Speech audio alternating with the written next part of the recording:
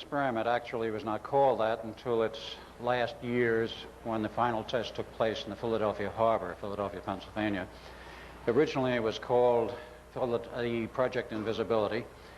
It began as a feasibility study in 1931 in Chicago, with the participants being Dr. John Hutchinson, then Dean of the University of Chicago, later Chancellor, Nikola Tesla, and a third man, a physicist, who has eluded me for some years in terms of his name, and he was involved in this project.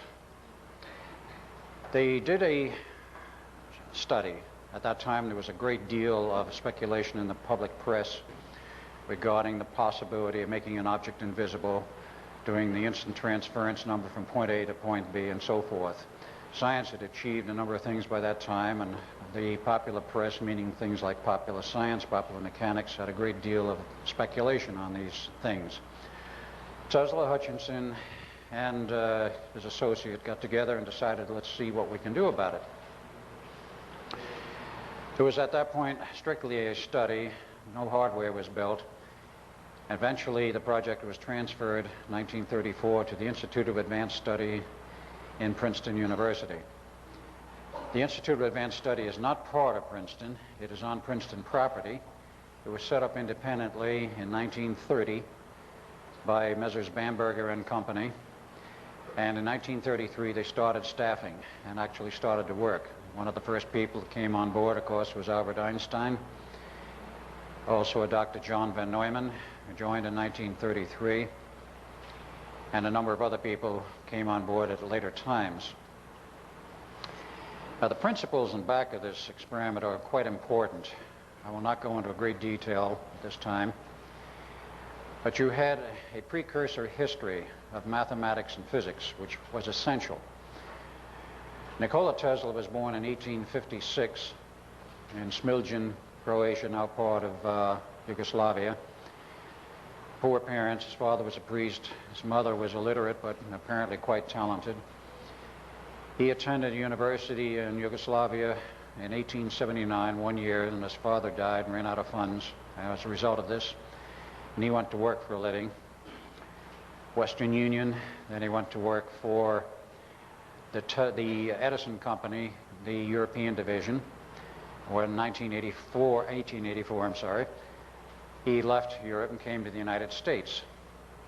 At that point, he had already gone into the early history and the development of the AC polyphase theory.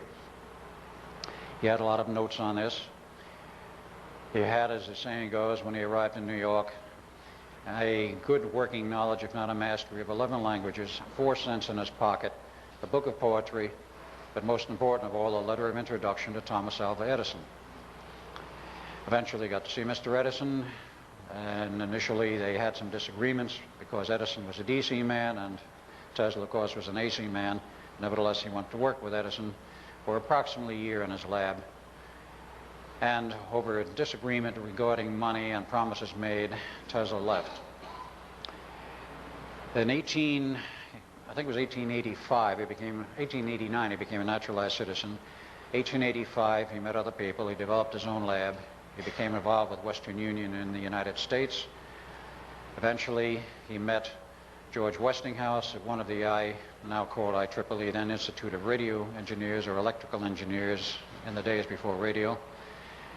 Met George Westinghouse. Westinghouse took him to dinner at the Waldorf Astoria and bought his 20 patents on AC theory, $1 million cold cash, which was a great deal of money in those days, plus $1 per horsepower. Later, this agreement was rescinded by Tesla, but in the meantime, this got him going and set up his labs, and he continued to do research. He was the first man to develop a commercial AC power generating system. Niagara Falls, 1892, I believe it was. 1893, he lit with AC power the Chicago World's Fair. Also demonstrated a radio-controlled boat in the boat basin in 1893. He repeated this demonstration in 1898 at Madison Square Garden, New York. This is important to establish the fact that he was the first man to develop radio, not a certain man from Italy, who for many years Mr. Marconi claimed the fame of being the first. He was not. And this has been borne out in the courts in recent years. In 1899 through 1900, Tesla went to Colorado Springs to do further basic research, which involved many things. Among others, he was concerned with the possible transmission of power by wireless means or through the ground as an alternative system. He, of course, in the meantime, had become connected with rather wealthy people, Mr. J.P. Morgan being the most important, who financed him for many years. Morgan was not a visionary, he was a practical man. Tesla was a visionary, but he had the means to finance the research work of Tesla. When Tesla finally came to him after he was building the Wardenclyffe Tower in Long Island for the purpose of giving him radio and television transmission, of course, which very much excited Mr. Morgan, about 1906 he comes to him and says, "Mr. Morgan, I really want to use this tower for wireless transmission of power."